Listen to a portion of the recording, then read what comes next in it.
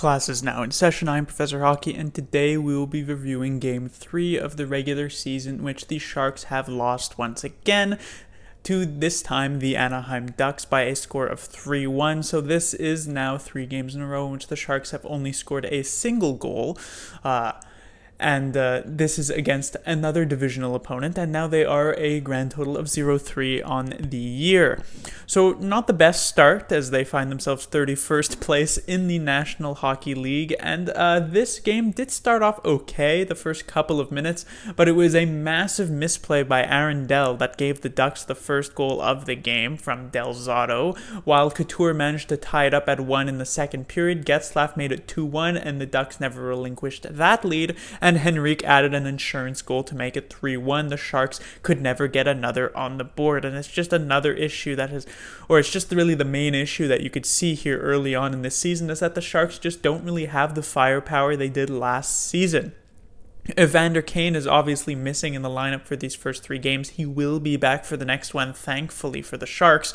But I don't know how much goal scoring he's going to be able to add. The fact that the Sharks have only been able to score a single goal in each of these last 3 games is pretty worrying, especially since the Sharks still seem to be making the same amount of defensive errors, especially in the second period. It was basically just open season for the Ducks, who continuously fired off shot after shot after shot, good chance after good chance, and they're actually lucky the Ducks only ended up with 3 goals, not necessarily because of Aaron Dell's heroic performances, but because the Ducks actually managed to miss the net a good amount of times on some of their grade A chances, and that actually brings me into discussing Aaron Dell, who had a very strange game, I guess would be the way to put it for this one. He made a gigantic misplay, as I said, on the Del Zotto goal, just giving it straight to Kasha, leaving us to an easy goal for Del Zotto. After the Sharks had a decent start, you really didn't want them to be able to fall behind once again in this game, and that they did. And then he also found himself way too far out of the net on the Getzlaf goal after the Sharks had pretty recently tied the game up.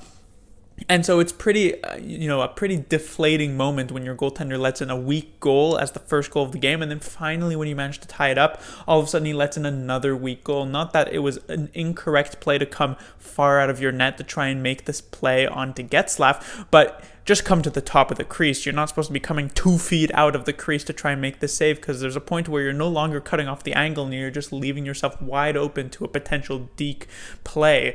And so while you do have to fault the player who changed for the Sharks, I'm not entirely sure who it was, but that basically left Getzlaf all alone. Dell should have been in a much better position to make that save. Henrique didn't have too much of a chance on that, but otherwise, Dell actually made some pretty nice saves in this game, you have to say. There were a couple of moments where they could have potentially been goals if Dell hadn't made a solid save. So I'm not going to say he had a good game. I'm not even going to say he had an average game, because you really can't excuse the first 2 goals, but it was just pretty strange all around.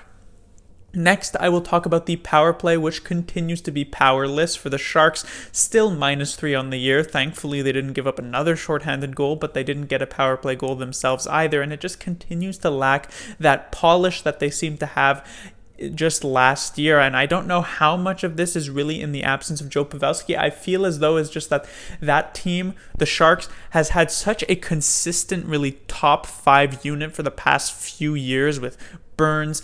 It's been Hurdle, it's been Couture, it's been Pavelski, and it's been Thornton/LeBanc. LeBanc really filling the role of Thornton, so it hasn't been that much of a departure. But without Pavelski, and you have Meier there, Meier's a good net front presence, but he certainly doesn't have the tipping skills that Pavelski did have, and so it's basically like a wrench was thrown into the power play unit, and the Sharks seemingly are having a big trouble solving what exactly they need to solve to actually make this power play successful, because there's no excuse for why a power play with this much skill, Burns, Carlson, Couture, Meier, Hurdle, all players who had, I believe, well, I guess Carlson didn't, but over 60 points last season. That's 2 30-goal scorers. Couture had 70 points. Burns was over a point per game. There's zero excuse for why this unit should be 0-13, I believe, maybe even 0-14 now, over the course of this season, and the fact that they are -3 because of 3 shorthanded goals. They need to get something figured out fast, because this is probably the first stepping stone. If they're not going to be able to score even strength because they're just not as skilled as a team, when the other teams give them the power plays, they need to be able to bury them more often than not. Next, I will talk about Hurdle, maybe trying to get a bit more positivity here. There weren't a lot of Sharks who had particularly strong games. I don't even think Hurdle really stood out all that much, but I thought he looked pretty good, and I'm pretty excited, I guess you could say, to see what's going to be happening in the following game on Tuesday against the Predators when Kane returns. Kane will likely find himself on the wing of Hurdle, and so maybe that will open up something. Hurdle, as I said, was looking pretty good thus far throughout most of this game, I'd say. He was setting up some decent chances, and while nothing actually came from it, it does give me hope moving forward for the next game when Kane does return, and we can get a bit more stability to the lines and actually get a pretty decent look of what the top 12 might look like. Finally, I will talk about Ferraro, who has continuously impressed me here. His trajectory over this from training camp to this moment now has actually been pretty strange. His rookie tournament, he looked very, very strong at the start. Then his preseason, it looked pretty good, but then it got a bit worse. Then he's had this first game of the regular season. He looked pretty bad in that game against the Golden Knights. He looked a bit better last night against the Golden Knights, and he actually looked pretty strong here, I say, against the Anaheim Ducks. He's definitely showing a lot of potential. He's still making some very aggressive plays, but he's not he's not, I guess, floundering, I guess would be the best way to put it, in that he's panicking on the ice. He seems to be a bit more composed, but still making those aggressive plays that you do want to see out of a young player. So I have been pretty impressed with Ferraro. He's got some decent ice time, which shows that DeBoer has been pretty impressed with Ferraro at around 18 and a half minutes, and we'll see where the Sharks move from there. I guess I haven't written it down, but one other thing I do want to mention, actually a couple other things. Trevor Carrick found his way into the lineup, which was extremely surprising, because I don't think Tim Heed is injured. And, I understood the reasoning of not putting in Tim Heed for that second game because you wanted a bigger player like Jacob Middleton, although that didn't really do much since he got flattened by Ryan Reeves anyway and was put on IR.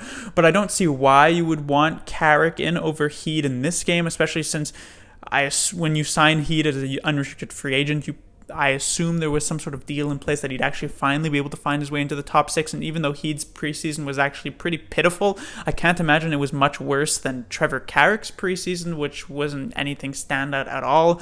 Now, Carrick didn't actually have that bad of a game or anything like that, although he didn't play many minutes, but I was still pretty surprised not to see Heed on the ice. And then one other thing, Brodzinski actually got the game over Gambrell. Now, Brodzinski basically got 0 shifts through the first couple of periods. However, then Marcus Sorensen went awkwardly into the backboards. Hopefully he's going to be okay, but he didn't come back in this game, so Brodzinski did get a few more shifts in the third period. Had a couple of good opportunities, so that was nice to see, so maybe we'll see him in the lineup once again. But that will do it for this review. The Sharks will be back in action on Tuesday. They will play their first out-of-division game, but still in the conference against the Nashville Predators. So it doesn't get any easier from here. The Golden Knights were a very, very tough competition. The Ducks were a bit of an easier game, and the Sharks looked okay, but still not good enough to actually win. And now they're going up against a very tough Nashville team. If the Golden Knights are the best team in the Pacific Division, well, you could definitely make an argument that the Nashville Predators are the best team in the Central Division. And so even with the return of Kane, the Sharks will still have their work cut out for them. Class dismissed.